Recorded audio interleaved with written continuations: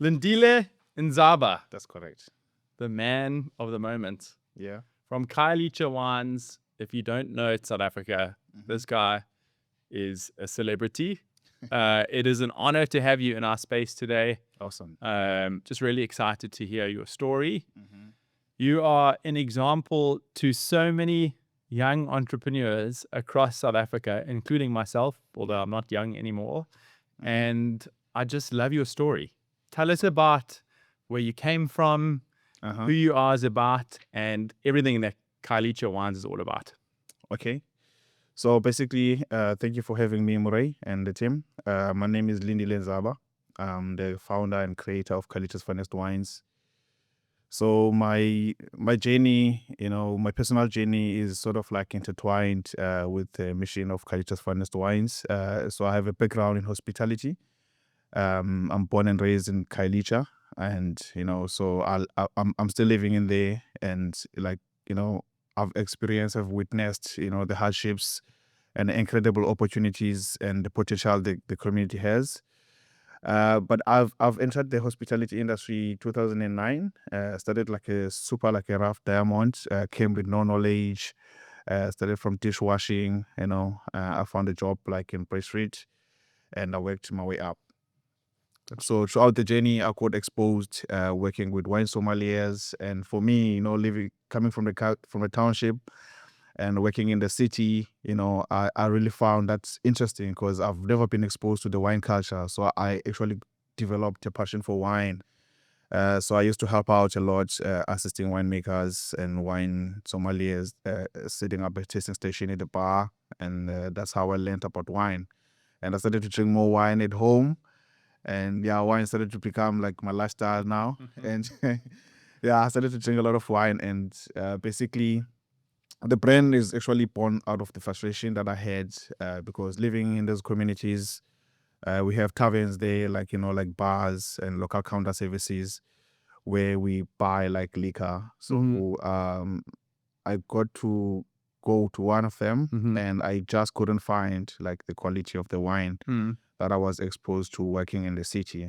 So I started to ask myself this question, like, why is there so much disconnection with the product? And I actually got frustrated, and I wanted to do something about that. Started to do my research, look how people were drinking wine back then, and you'll see a lot of people from the community would drink wine with soda to make it more palatable. And for me, the way I was taught about wine was wine is something that should be enjoyed and celebrated on its purest form. So I wanted to bring good quality wine to the communities, and also uplift those communities in the wine space. Because, I mean, what are the big liquors in the township? Like, how does wine compare to hardtack and to other things? Like, tell me all about that. Well, I mean, there's big chains like that are operating in the township, big retailers like supermarkets like ShopRite, Tops, Boxer, and then there's little pocket gems like taverns in the townships and outlets as well. So we don't really have like sort of like restaurants and bars, that's really celebrate the wine culture. Got you. So like there's really a huge disconnect there. Got you. Where did that word finest wines come from? Because it's like Khayelitsha Wines is such a beautiful name already, and that word finest is part of your brand. It's who you are. Tell us how you came up with the brand. Well, basically, I had to, sort of like make the brand look more premium, and the quality needed to be more like premium as well, because the brand is showcasing like quality, excellence, and creativity coming from the township. So it needed to be the best ever. So with the wine that we source, like it needs to be like in really good quality. So it has to be the finest ever, like that we can get to the people, because we believe that's like everyone, no matter who you are or where you're from, everyone deserves a good glass of wine. I hear you, man. I hear you. And South Africans, we're all big wine drinkers, so I completely... Exactly. Especially in the Western Cape, we are a wine growing region, so we've got a lot of wine to drink. Got you. So you didn't finish school, I know that much. Yeah. I think every entrepreneur, like, either dropped out of school Yeah. or didn't finish varsity or started something in his garage. Uh-huh. Tell me about your story. Well, yeah, like, I never did well at school, even though I was more interested, like, in the more like sort of like economics at school. I did economics at school. I was really good at that, and accounting, sorry, and math. And I actually got really distracted because, living in those communities comes with its challenges, and distractions.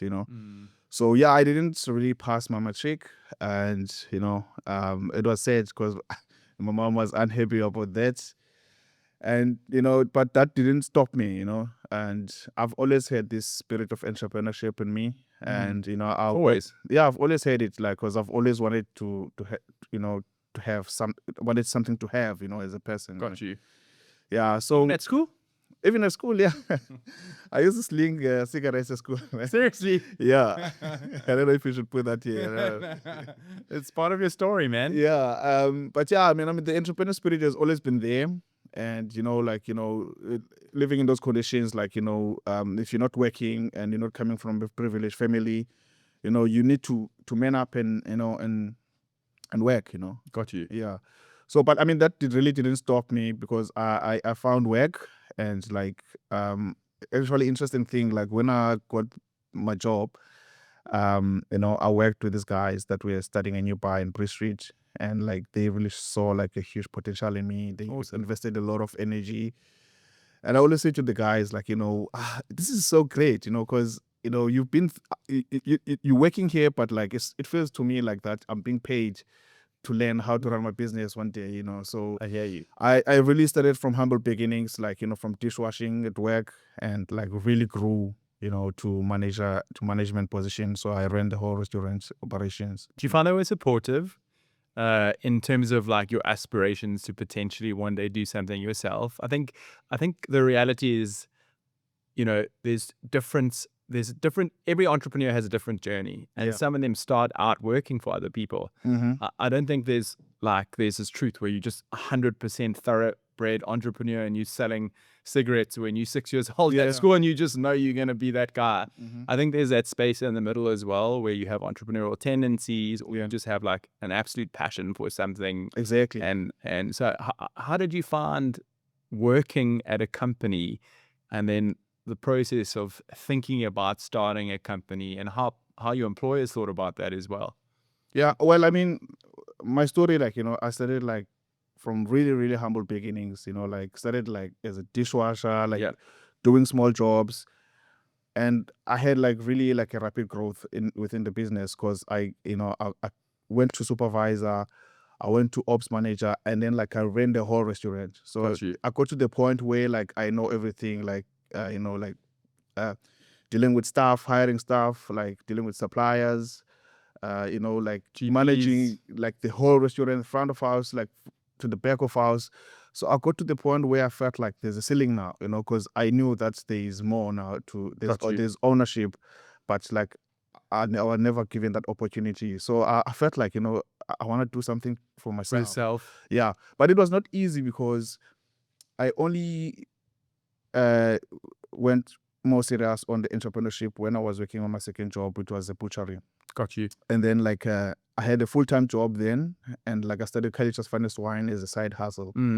And then like in between, like, it got more challenging, because the Khayelitsha's Finest Wine was more demanding now, like, and with the activation that are happening during the day, the tastings, and having late nights, So it's been really interesting, It's been really interesting. And how did you manage your time? I mean, if for someone who's working in a full-time Yeah. job, you've now decided to start your side hustle. Khayelitsha Wines has now become a global brand, not just a South African brand. Like, take us through that process. Emerging brand. When I started, I was lucky that I had someone close to me that helped me navigate the the ins and outs of the wine industry. And so while I was still working, so I had someone on the ground that's helping me, like talking about my brand, so that really helped a lot. So, managing my time like was really tough, because I'm the store manager, and I have to show up early, and like I have late nights, because of the tasting. So it was pretty tough, that Was it? really affected my working career actually. Yeah. Yeah, it was not like an easy I one. think it's tough to do It both. was and it's tough. really Yeah, tough. it's tough. Yes. I also think it makes sense though to start like a side hustle before jumping in, full time, just simply because I mean you've got 3 kids at home, you've got responsibilities, Yeah. maybe in your early 20s, if something happens, it's okay. You can still get up tomorrow, you go sleep on someone's couch. But when you've got 3 kids at home, Yeah. it's a different story. You're a dad. Tell us about that. Yeah, of course. I mean, everything was unplanned, and yeah, but I'm enjoying being like a dad to my kids. It's really amazing to see and watch them grow. I'm learning a lot from them. I get to see a lot of myself in them and see, you know, all the struggles, like, that I've not the struggles, but all the challenges like Okay, that I've put my parents to while growing up. So I mean, it's really nice being your parents, Yeah. I know that you grew up in a single household as well, where your mom Mm-hmm. was like the main person. Yeah. Did she have an influence in your life? Well, that's yeah. Now nothing. Not damn. Yeah, Okay. yeah.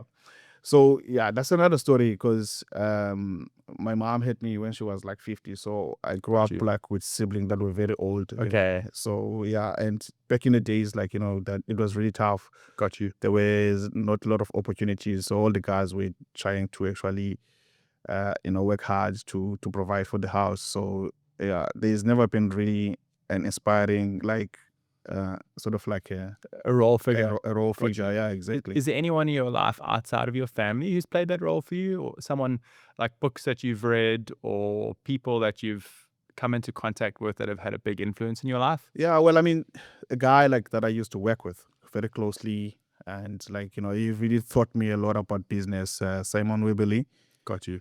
and like he was like more like a superior to me. So he really invested a lot in me in terms of like training me and giving me all the knowledge of the industry.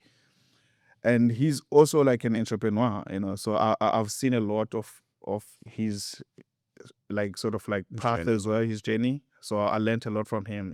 Also, Even though like I can't say that like I have like someone who's really mentoring me. Yeah. I'm on my own, but like I've always been a thief, I must say. Yeah. But the thief Love that it, man. steals with the eyes, Yeah, yeah, man. Yeah, exactly. You know what the beautiful thing is, dude? You're gonna be that example to people as well. So I love like even if you yourself didn't have like that specific mentor outside of the person you just mentioned, people watching this are gonna look at you and put yourself back into that like 18-year-old who was like looking for people. You're gonna end up being that for other people, and yeah. and that's such a cool thing. It's an impact that I'm already seeing like in my community. Awesome. Like there's a lot of entrepreneurs that come to me and come and ask for advice, and I've seen a lot of entrepreneurs as well, like starting their wine brands Awesome. in Khayelitsha because they are inspired about what I'm doing. So for me, like, it's really good to see that, like that, my journey is inspiring someone to make something for themselves. Yeah, completely. It's yeah. Where do you even start? Like, how did you make a decision when you were still working as a manager at the butchery? Like, Yeah. how do you raise the capital? How do you go about finding wine farms that are going to collaborate with you? Yeah. Like, tell me everything for someone who's looking to Yeah. replicate your journey. I think like, it's very important to network, especially someone who wants to venture like into the wine space, like in terms of like private label. It's very important to network and attend wine tasting and connect like with the winemakers on the wine tasting and create relationship because it's all about the relationships.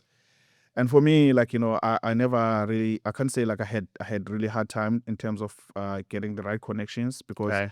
I was already in the space, like, cause I was connected with the winemakers, back in the days in the bar, like, I used to assist them, like, with the wine tasting we used to host. I work with wine sommeliers. So I had like a really close friend of mine, which was a wine sommelier that really helped me through like, the process of like, sourcing the wine and making sure that like it's labeled right. And yeah, it's been like tough management, Is it?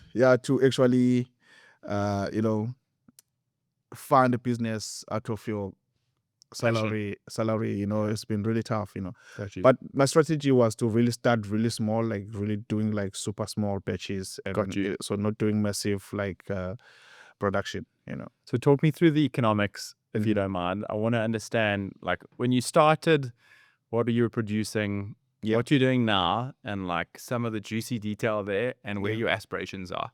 So, well, I mean, when we started like very tiny, I mean, we're still an emerging brand now, and we started like with super small batches, like 500 liters, per line. Yep. And, obviously that would take us through like almost like a year. What would it cost to make that? It depends actually. So I would say like, it's structured differently, Okay. because you can source wine, and in bottles already, which will be like very low price. Got you. And then you source your own labels and all your own wax. Got you. And then like you do that in your own like storeroom, Mm-hmm.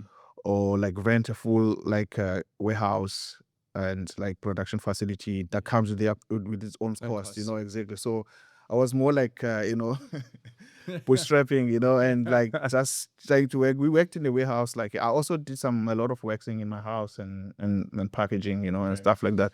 But we really started like with really tiny, like small batch, like 500 liters. And, as I was growing, the brand was getting a nice momentum, like being more active in the industry, in the wine space, getting more restaurants and getting distributors interested to work with me, and like getting like international agents wanting to bring the wine abroad. So we slowly scaled up like to like almost like 4,500 liters now, which It's is like incredible, about man.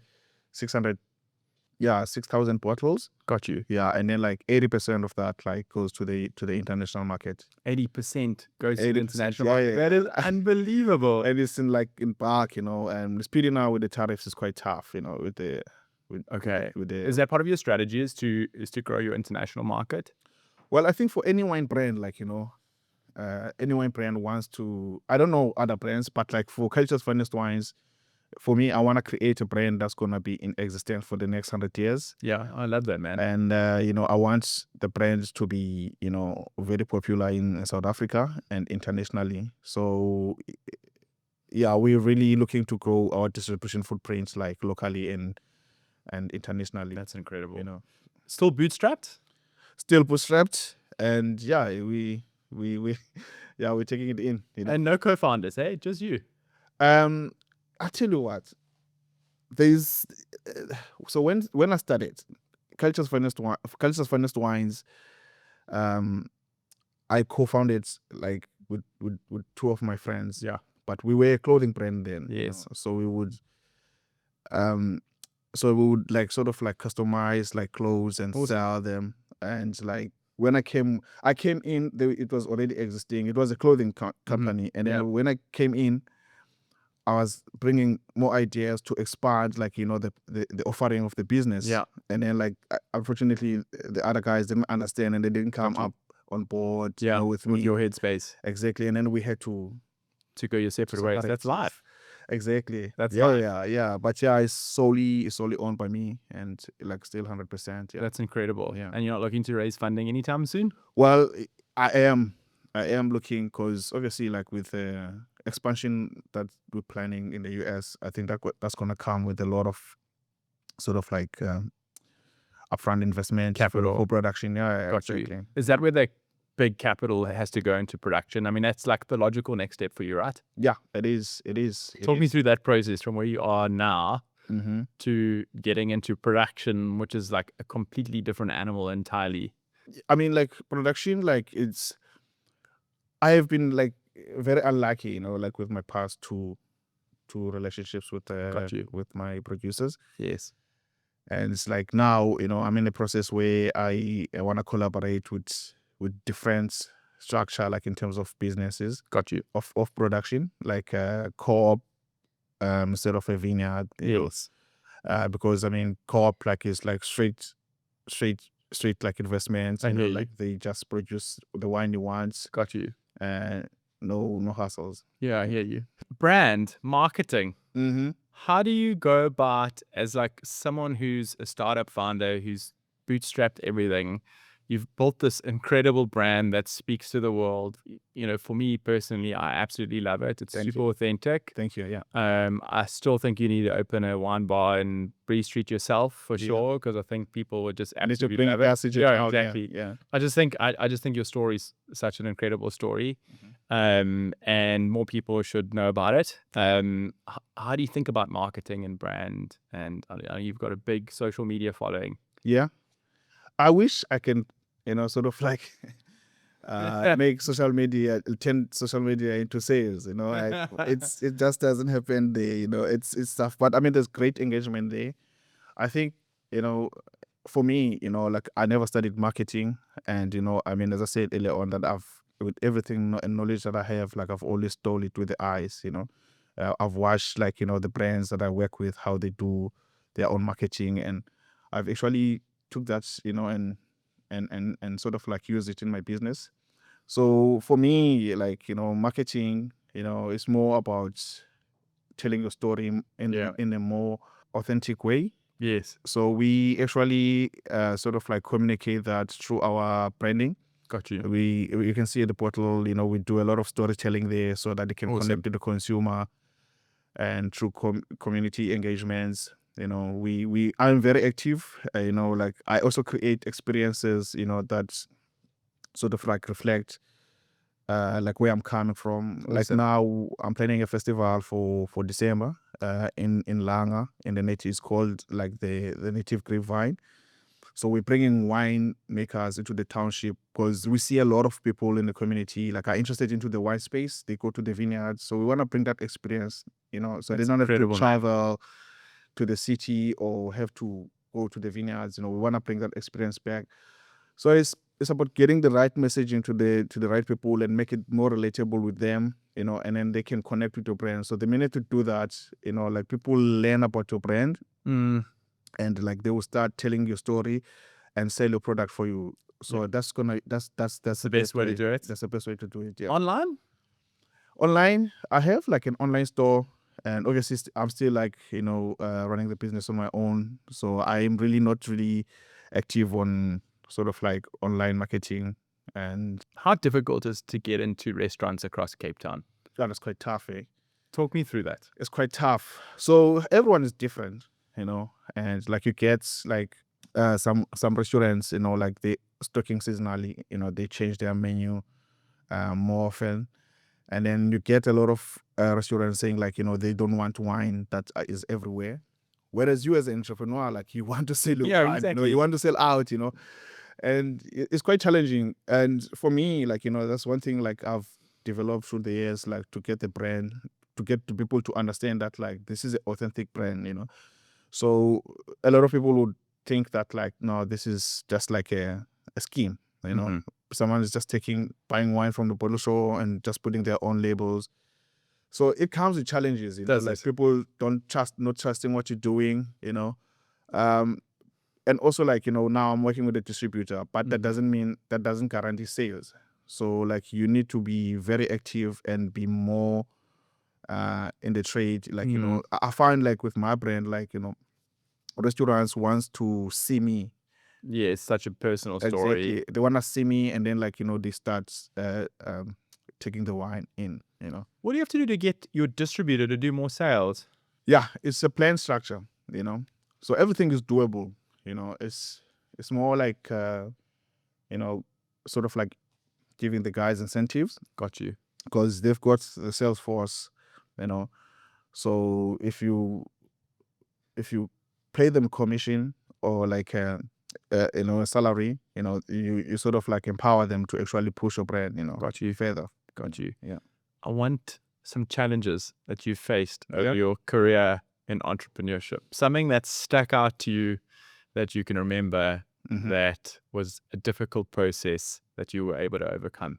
Well, yeah, like I mean, the challenges are like, they're still ongoing, Okay. And like, I think in general, like, like SMEs in South Africa, like are facing a lot of challenges. Like there's a limited funding, for emerging brands. and like especially from the townships, you know, because there's no really structure to help them, you know, and like a lack of mentorship, you know. And I feel like, you know, with the right people, like, you know, that are mentoring you, that are knowledgeable about the space, you know, they can take you further, you know. Got you. But the most challenging for me, the most challenge for me is basically like, you know, like sort of like funding and Got you. yeah, you know. Funding, man. It's just this world of startups that we all have to like navigate through, and I think Exactly. it's just like a consistent problem for Mhm. for all of them. I you mean, know? that's something I'm learning. Especially South Africans. Yeah, that's something I'm learning now. That's, you know, as entrepreneurs, like we always feel like we are in our own island, but like with the right information, being around the right networks, you know, there's like actually an ecosystem that supports, you know, those things, you know, like there's programs like that are being out there like to help entrepreneurs. Just the entrepreneur needs to be part of them, you know. So that's something I'm learning now, you know. So there is help out there, but it's just a matter of being involved in those ecosystem, you know. And like from someone living in Khayelitsha, you know, like starting a business, you know, they're not aware about that. So that's why I want to do like sort of like exhibitions, like in my festivals, to get, you know, to get people to understand what's happening in the world, you know. So from Khayelitsha to California and beyond in the US, tell me about that. How did you even start? Like, it's like incredible what you've done in South Africa, but then you decided to send your brand to the US. You're now doing 80% of your volume out of SA. How did that first step even happen? Yeah, so we've had presence in the US like just like during COVID time, but we didn't have like a really like huge footprint in there. You know, I think the brand got noticed by the importer there through the alcohol bans that we had here in South Africa through COVID, because we couldn't trade here. And then like in the US they could trade wine, so there was like a lot of movement saying, you know, globally that people must support like South African wine. We can still export, but we can't sell locally. So I think I was discovered then.